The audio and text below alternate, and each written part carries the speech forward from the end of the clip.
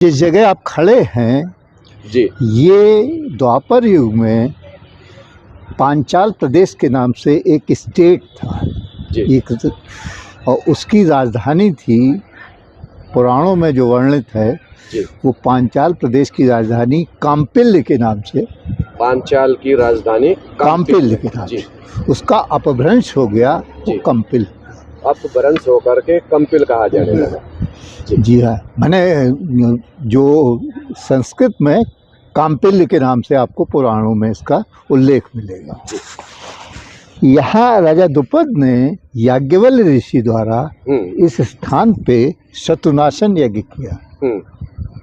इसका रिजल्ट ये हुआ, उस यज्ञशाला से एक पुत्र की उत्पत्ति हुई और एक कन्या की। जी ध्रुव जो पांडवों का सेनापति लास्ट में कहा गया। रुक जाइए स्टेप बाय स्टेप चलिए। जी जी जी।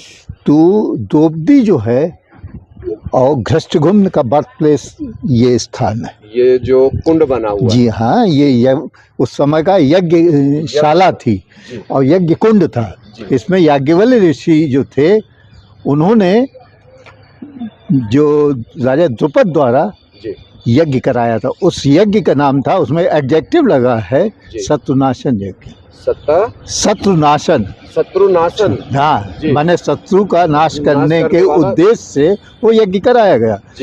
उसी से द्रौपदी की उत्पत्ति हुई और घृष्टघुम्न उनके भाई की उत्पत्ति हुई।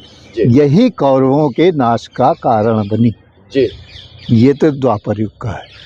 राजा द्रौपदी द्वारा इस लैट्रिन के उस तरफ एक मंदिर है, वो स्वयंभू शिवलिंग है, उसको कालेश्वर नाथ के नाम, जिसको कालेश्वर नाम। जी हाँ, उसकी जब प्राण प्रतिष्ठा हुई है तो जो है कृष्ण भगवान सशरीर यहाँ विद्यमान थे और द्रौपदी को काली का भी अवतार माना जाता है। द्रौपदी माता को, जो ये द्रौपदी माता है, इनको काली का अवतार भी माना जाता है। और ये स्थान जो है काली क्षेत्र के नाम से भी पुराणों में विख्यात है। मतलब ये कहना चाहते हैं काम्पिल्य को, इस नगरी को काली क्षेत्र के नाम से भी जाना जाता है। जी हाँ जी। ये ऊपर जो मंदिर है जी रामेश्वरम या कौन सा? ये कपिल मुनि की मठिया। ये सतयुग में कपिल मुनि ने अपनी माँ देवहूति को यहाँ सांख्य शास्त्र सुनाया था। देवहूति हाँ, उनके पिता का नाम कर्दम ऋषि था। जी। तो ये सतयुग का तीर्थ है। यहाँ दो पिंडियाँ हैं, लेफ्ट हैंड वाली जब आप एंट्रेंस करेंगे, लेफ्ट हैंड वाली देवहूति की है और राइट हैंड वाली कपिल की है। जी। तो उन्होंने ये सांख्य शास्त्र सुनाया है सतयुग। सांख्य और योग का प्रणेता जो गीता में हाँ, गीता में ऐसा लिखा है कि पेड़ों में पीपल मैं ही हूँ। जी, गीता के 10वें अध्याय में। हाँ, और मैं हूँ, देवों में देव महादेव वो भी मैं हूँ। और कपिल माने सिद्धों में कपिल मैं हूँ। जी, ये ऐसा लिखा है। बिल्कुल। तो ये सतयुग का तीर्थ है। जी। इसके पीछे एक मंदिर है, वो रामेश्वर नाथ के नाम से।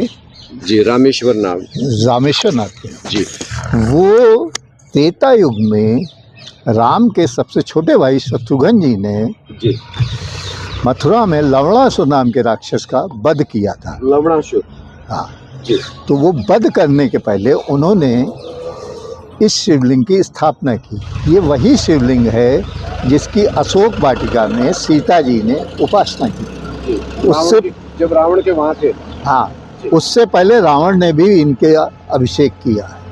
उससे पहले रावण भी नहीं किसी का शिवलिंग का अभिषेक करते थे। जब वो वहाँ से चली हैं तो पुष्पक विमान में इनको रख के गई थी। मतलब ये शिवलिंग जो है वो लंका का है, त्रेता युग का है और सीता जी द्वारा लाया गया है। यानी कि सीता जी जब वापिस अयोध्या की तरफ आई तो ये शिवलिंग को लेके आप ये कहना चाहते हैं। और जब वो लवणासुर का वध करने के लिए शत्रुघ्न जी चले हैं तो ये उन्हें दिया गया और कहा सबसे सेलेक्टेड प्लेस, उपयुक्त स्थान पे इसे लगाया जाए। तो ये विशिष्ट स्थान है जिस टीले पे ये शिवलिंग लगा है। जिस मतलब उस समय का हाँ, जब बात त्रेता युग का। त्रेता युग की बात करें तो उस समय ये शिवलिंग यहाँ पर स्थापन हुआ है। हाँ, और ये लवणासुर का, इसके बाद लवणासुर का उन्होंने वध किया है जी। और मथुरा का राजा उन्हें जो है बनाया गया, लवणासुर को फिर मार के उन्होंने, मथुरा का राजा बनाया। हाँ।